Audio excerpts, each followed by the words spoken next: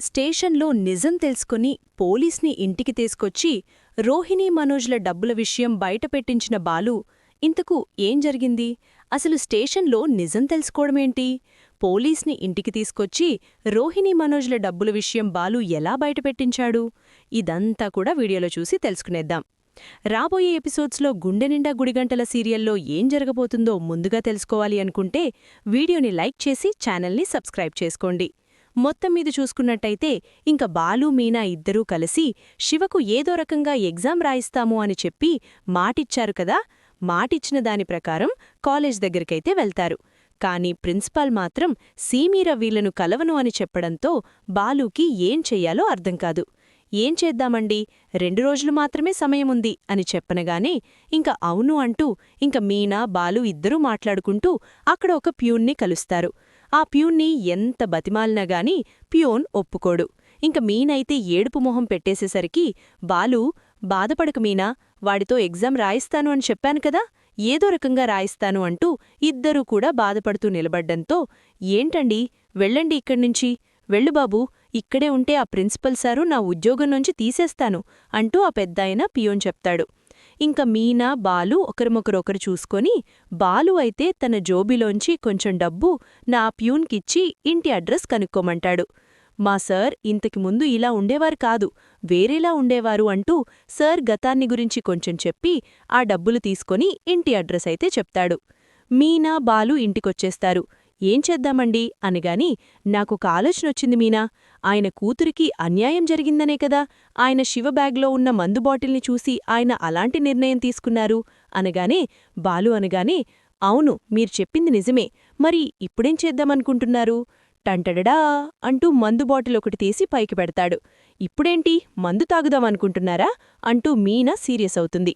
బాలు అయితే చి నోర్మై, నేన్ తాగను అని చెప్పిన తర్వాత కూడా ఎలా తాగుతాను మీనా, మరి ఎందుకీ బాటిల్ తీసుకొచ్చారు అంటూ మీనా కోపంగా బాలుతో అనగానే బాలు అయితే రేపు మధ్యాహ్నం చెప్తాను ఈ బాటిల్ ఎందుకు తీసుకొచ్చాను అని చెప్పి ఇద్దరూ కూడా ప్లాన్ చేసి ఆ ప్రిన్సిపల్ ఇంటి ముందే బాలు ఒక పచ్చి తాగుబోతున్నట్టు, శివు బ్యాగ్లో బాలుయే మందు బాటిల్ పెట్టినట్టు ఇంక బాలు మీనా కలిసి అక్కడ పెద్ద కేకలు వేస్తూ నాటకమాడుతూ ఉంటారు.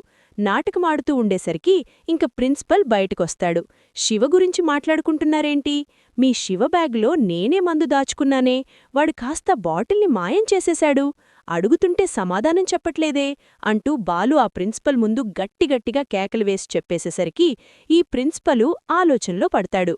మీనా బాలు ఇద్దరూ దగ్గరకొచ్చి ఆలోచిస్తున్నారండి అని చెప్పనుగానే అవునవును, మనమింకా పెద్దగా కేకలు వేద్దామని ఇంకా కేకలు వేసేసరికి ఈలోపు శివుని అక్కడికి రప్పిస్తారు. ఏంటక్కా, ఏంటిదంతా, బావెందుకిలా తాగేసి గొడవ చేస్తున్నాడు అనగానే నా జీవితం ఇంతేరా, నీ బ్యాగ్లో మందు బాటిల్ పెట్టింది నీ బావరా అని చెప్పి అనగానే అవునురా, నీ బ్యాగ్లో మందు బాటిల్ పెట్టింది నేనే, ఏం చేశావురా మందు బాటిల్ని, ఏం చేశావ్ అని చెప్పి కేకలు వేస్తూ ఉండగానే శివ ఇలా రా అని చెప్పి అనగానే సార్, సారీ సార్, ఏమనుకోకండి సార్, మందు బాటిల్ అని చెప్పాను అనగానే శివ వెంటనే సార్ ఒక్క నిమిషం ఆగు శివ అంటూ ప్రిన్సిపల్ శివని ఆపుతారు. ఆపి ఆ మందు బాటిల్ పెట్టింది మీ బావ అన్న విషయం తెలుసుకున్నాను, మీ అక్క బావ జీవితాన్నైతే నేను సరిదిద్దలేనేమో, కానీ రేపట్నించి నువ్వు ఎగ్జామ్కి వచ్చేసేయ్ అని చెప్పి ఇంక ప్రిన్సిపల్ వెళ్లబోతూ ఉండగా అంత ఈజీగా ఎలా వదిలేస్తాం సార్ అంటూ ఒక లేడీ వాయిస్ వినిపిస్తుంది. ఏంటి మీనా, ఏం మాట్లాడుతున్నావ్, నేను నిజంగా తప్పు చేశాననుకుంటున్నావేంటి అనగానే మాట్లాడింది నేను కాదండి అంటూ మీనా చాలా సుతారంగా అనగానే వెనక్కి తిరిగి చూస్తారు. ఇద్దరు లేడీ పోలీసులు వస్తారు. ఇద్దరూ గృహింస చట్టం కింద, అంటే వీణ్ణి పెళ్లాన్ని తాగి కొడుతున్న చట్టం కిందైతే బాలుని అరెస్ట్ చేసి తీసుకువెళ్ళిపోతారు.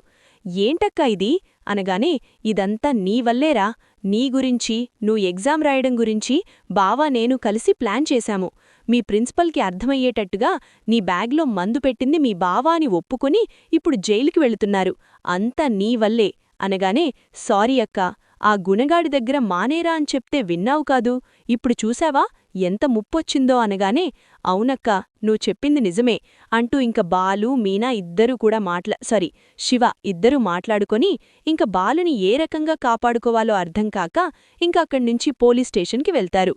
వెళ్ళేసేసరికి ఏంటమ్మా ఇక్కడికొచ్చావ్ అనగానే మేడం ప్లీజ్ మేడం వదిలేసేయండి మేడం ఒక మొదటి తప్పుగా వదిలేసేయండి మేడం అంటూ మీనా పోలీసుని బతిమాలుతూ ఉంటుంది.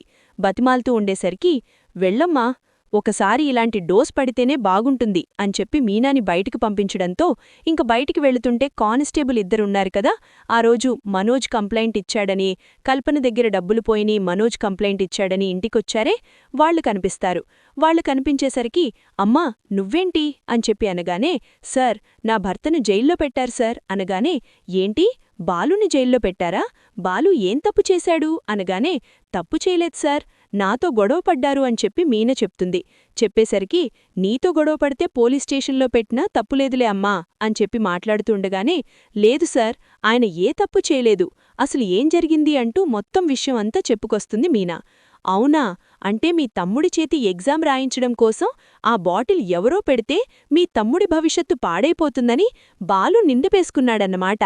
సర్లే ఎక్కడున్నాడు బాలు అని చెప్పి ఇంక లోపలికొచ్చేసరికి కానిస్టేబుల్స్ అని చెప్పి పిలవడంతో మేడం అని చెప్పి చెప్పనగానే సార్ వస్తున్నారు మేడం అని చెప్పనగానే అవునా సరే అని ఇంక మేడం లేచి నిలబడేసరికి సార్ వస్తారు.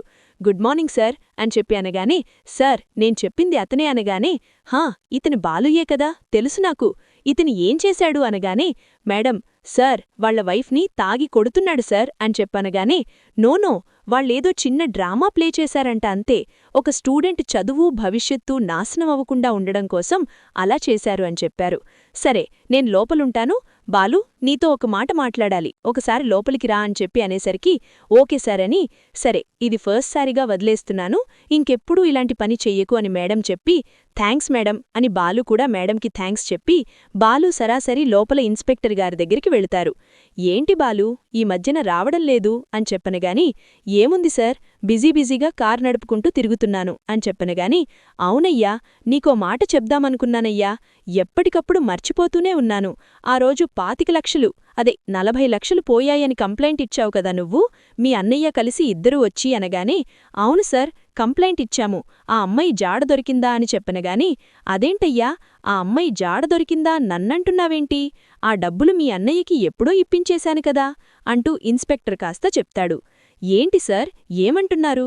అవునయ్యా ఆ డబ్బులు నేను ఎప్పుడో ఇప్పించేశాను కదా, మరి బిగ్గేంటి అమ్మాయి దొరికిందా అని ఎప్పుడు మాట్లాడుతున్నావ్ అనగానే సార్ డబ్బులిప్పించడమేంటి నాకేం తెలీదు సార్, లేదు బాలు సుమారు 2 నెలలేమో అవుతుంది, ఆ రోజు కూడా డేట్ చెప్తాను అని వెంటనే ఫైల్ తీసుకొచ్చి డేట్ చెప్పి ఇంకా ఆ డేట్లో అక్కడొక కాపీ పెడతారు కదా బాలు చేత సంతకం పెట్టించింది అది కూడా ఉంటుంది. ఇదేంటి సార్ నేను సంతకం పెట్టినట్టుంది, అదేంటయ్యా ఆ రోజు ఆ అమ్మాయి ఎవరో వచ్చి సంతకం పెట్టించి బయటకొచ్చి సంతకం పెట్టించి లోపలికి తీసుకొచ్చింది, ఆ సంతకం పెట్టింది నువ్వేనా ఏంటి అని చెప్పి ఇంకా ఇన్స్పెక్టర్ అనడంతో నే అవును సార్ ఆ రోజు నా భాయ్యది నో పార్కింగ్లో పార్క్ చేసినందుకుగాను బండి తీసుకొచ్చేశారు, ఆ బండి కోసం నేను వచ్చినప్పుడు అక్కడున్న ఒక మేడం నాకు బాగా తెలుసు, కెనడా నుంచి వచ్చారు అనగానే ఆ కెనడా మేడమే మీ అన్నయ్య లవరంట, వాళ్ళిద్దరి మధ్య స్టేషన్లోనే రొమాన్స్ చూడలేక చచ్చాంకదా, అంత దారుణంగా ఉన్నారు, మీ అన్నయ్యేంటయ్యా అంత వీక్గా ఉన్నాడు ఆడవాళ్ల విషయంలో, అయినా మీ వదిన మాత్రం మంచి గట్టుకురాలే, మీ వదిన మాత్రం బాగా వసూలు చేసింది కదా, 40కి 45 లక్షలు వసూలు చేసింది, స్పాట్ పేమెంట్ ఇచ్చేంతవరకు వదిలిపెట్టలేదు అని చెప్పి అనేసరికి అంటే మొగుడు పెమ్లాళ్ళు ఇద్దరికీ తెలుసా సార్ ఆ 40 లక్షలు వచ్చేసినట్టు, 40 లక్షలు కాదు బాలు 45 లక్షలు, కావాలంటే ఇది చూడు అని చెప్పి ఇంక ఫామ్ని కాస్త పెట్టేసేసరికి ఇంకా అది చూసిన బాలు ఒక్కసారిగా షాక్ అవుతాడు.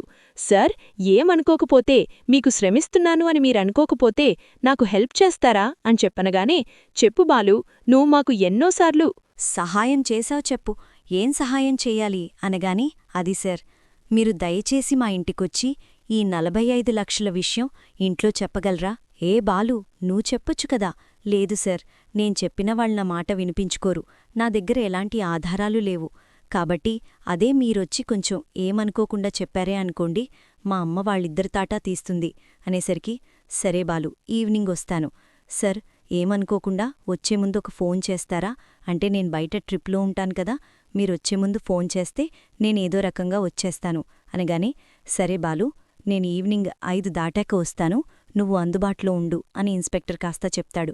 చాలా థ్యాంక్స్ సార్, ఆ రోజు గురించి నాకు హెల్ప్ చేస్తున్నందుకు ఈరోజు హెల్ప్ చేసినందుకు చాలా చాలా థ్యాంక్స్ సార్ అనగానే అయ్యో బాలు, మనలో మనకు థ్యాంక్స్ ఏంటి? నువ్వివేమీ మనసులో పెట్టుకోకు, అంతా మన మంచికే, మనకోసమే అనుకో అని చెప్పి ఇంకా ఇన్స్పెక్టర్ కాస్త తన వర్క్ చూసుకుంటాడు. బాలు బయటకొచ్చేస్తాడు. ఏంటండి అని చెప్పనగానే, మోసపోయాం మీనా, చాలా పెద్ద మోసపోయాం అనగానే, ఏం మాట్లాడుతున్నారండి, ఏం మోసపోయాం అంటూ మీనా కాస్త బాలుతో మాట్లాడుతూ ఉంటుంది. ఇంకప్పుడే బాలు అయితే లోపల తనకు ఇన్స్పెక్టర్ ఏదైతే చెప్పాడో అదంతా కూడా చెప్తాడు. ఏంటి, రోహిణి, మనోజు, మీ అన్నయ్య ఇద్దరూ కలిసి 45 లక్షలు తీసుకున్నారా? ఆ మేడం ఎవరో కాదు, నేను కెనడా మేడం అంటానే ఆమె అని చెప్పనేసరికి, అవునా, మరి మీకా విషయం తెలీదు, తనెలా ఉంటుందో మీకు తెలీదు కదా, అందుకు మీరు గుర్తుపట్టలేకపోయారు. కాని వాళ్ళిద్దరూ పట్టుకుని, అంటే నాకు తెలిసి ఈ ఫర్నిచర్ బిజినెస్ పెట్టింది కూడా ఆ డబ్బులతోనే అంటారా? నిజంగా ఆ డబ్బులే అయ్యుంటుంది మీనా, లేక పార్లలమ్మాల్ నాన్న జైల్లో ఉండి 25 లక్షల రూపాయలు ఎలా పంపిస్తాడు చెప్పు? అదంతా అబద్ధం. జైల్లో ఉండి డబ్బులు పంపించాడు అని చెప్పిందంతా కూడా అబద్ధమే. వీళ్ళు మోసం చేశారు, వీళ్ళు కావాలనే మోసం చేస్తున్నారు అని చెప్పి మాట్లాడేసరికి, ఇప్పుడేం చేద్దాం మరి అని చెప్పనుగాని, నేను ఆల్రెడీ ఇన్స్పెక్టర్తో మాట్లాడాను మీనా, ఆయన వస్తానన్నారు. సరేనండి, ఆయనొస్తే ఆయన నోటితోనే నిజాన్ని బయటపెట్టిద్దామని మీనా, బాలు ఇద్దరూ మాట్లాడుకుని ఇంటికొచ్చేస్తారు. ఇంటికొచ్చేసిన తర్వాత బాలుకి ఏ విషయమైనా సరే మనసులో దాగదు కదా, ఈ విషయం ఎవరికొకరికి చెప్పాలి అని సత్యం బయటికి వెళ్ళి అప్పుడే లోపలికి వస్తూ ఉండగా, నాన్నా, ఏం తెలిసినా ఏం జరిగినా ముందు నీకు చెప్పాలి, నన్నన్నావు కదా, అందుకే నీకొక గండికోట రహస్యంలాంటి నిజం చెప్తాను, నువ్వు మాత్రం దీన్ని అడ్డుకోకూడదు నాన్నే, కావాలంటే మాటివి అని చెప్పనుగానే, ఏంట్రా బాలు, ఏంటా విషయం చెప్పు, అయినా ఎక్కడ్లేని విషయాలన్నీ నీకే ఎలా తెలుస్తాయిరా బాలు అంటూ మాట్లాడ్డంతోటే, సత్యం, అన్నీ నాకలాగే తెలుస్తాయి నాన్నా, నేను మోసం చెయ్యను కదా, మోసం చేసినవాళ్లు నా కళ్ల దాటి ఎక్కడికీ పోలేరు, ఖచ్చితంగా నాకు దొరికేస్తారు, అలాగే వీళ్ళు దొరికేస్తారు, అంతే, నువ్వేమీ టెన్షన్ పడుకు అని చెప్పనేసరికి, నేను టెన్షన్ పడ్డం కాదు, ఇంతకీ ఎవరు తప్పు చేస్తూ నీ కంట్లో పడ్డారు, ఎవరి గురించి నిజం బయటపెడుతున్నావు, చెప్పురా, ఆలస్యం అస్సలు చెయ్యకు, తప్పు చేసేదెప్పుడు ఒకడే కదా మన ఇంట్లో, లక్షలు మింగినోడు తప్ప అని చెప్పనగానే, మనోజా, మళ్ళీ ఏం తప్పు చేశాడ్రా అని చెప్పనేసరికి, తప్పు చేసింది మనోజ్ ఒక్కడే కాదు నాన్నా, మనోజ్తో పాటు ఈసారి పార్లలమ్మ కూడా తప్పు చేసింది అని బాలు కాస్త సత్యానికి చెప్తాడు. చెప్పడంతోటే సత్యం ఒక్కసారిగా షాక్ అయిపోతాడు. ఏంటి, రోహిణి కూడా తప్పు చేసిందా? మనోజ్తో పాటు రోహిణి తప్పు చేయడమా?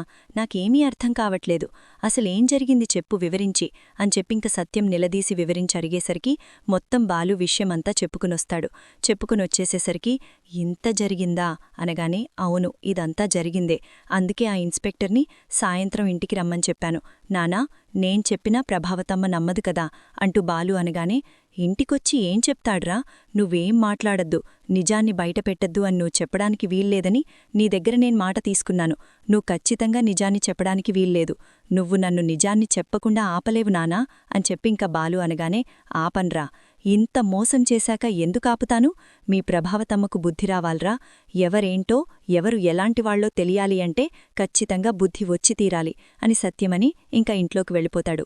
ఇంట్లోకి వెళ్ళిపోయిన తర్వాత బాలు ట్రిప్కు వెళ్తాడు.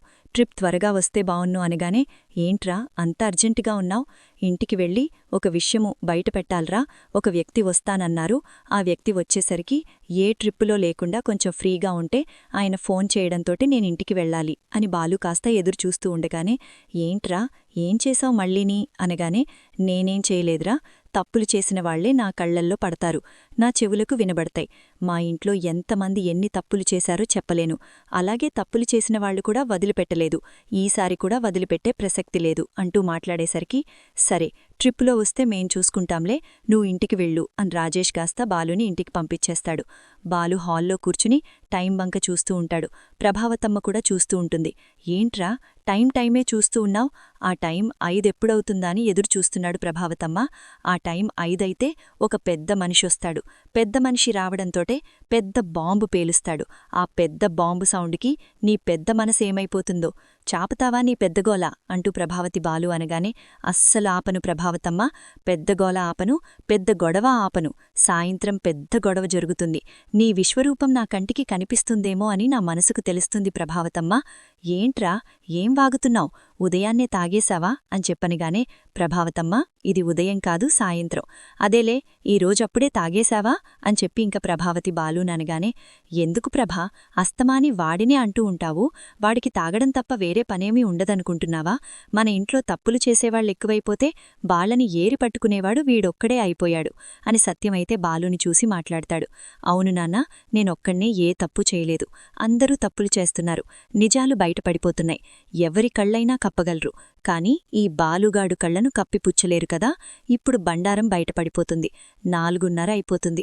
ఇంకొక్క అరగంట అనుకునేలోపు అందరూ వచ్చేస్తారు. ఇంట్లో వాళ్ళంతా కూడా వచ్చేసేసరికి వెళ్ళండి, మీ అందరూ ఫ్రెష్ అయ్యొస్తే ఒక శుభవార్త, కొంతమందికి దుర్వార్త, కొంతమందికి షాకింగ్ వార్త, అన్ని వార్తలు ఒకే రూపంలో వస్తాయి. వెళ్ళండి ఫ్రెష్ అవ్వండి, 5 అయ్యేటప్పటికి అందరూ కిందకొచ్చేయాలి అని చెప్పనిగాని ఏంటి బాలు ఏంటి అంటూ బాలుని ప్రశ్నిస్తుంది శృతి. ఏమీ లేదు రబుడమ్మా, ఇదొక టాప్ సీక్రెట్ అన్నమాట, మా అమ్మ పెద్ద మనసు అని చెప్పనిగాని ఆపుతావా నీ పెద్ద గొలవా? అమ్మా శృతి వెళ్ళి నువ్వు ఫ్రెష్ అయిరా, ఈ బాలుగాడిలాగే వాగుతాడు. అవునవును, నేనిలాగే వాగుతాను, చేసేవాళ్లు అలాగే చేసుకుంటూ పోతారు. వెళ్ళు డబ్బుడమ్మా, వెళ్ళి రెడీ అయిరా అని చెప్పి బాలు కాస్త అందర్నీ పంపించేస్తాడు. ఇంక మీనా బాలు ఏం చేయబోతున్నాడు అన్న విషయం తెలుసు కదా. వద్దండి అనగానే లేదు మీనా బయటపెట్టి తీరాలి అనగానే 5 గంటలు ఇలా కొడుతుందో లేదో బాలుకి ఫోన్ వచ్చేస్తుంది.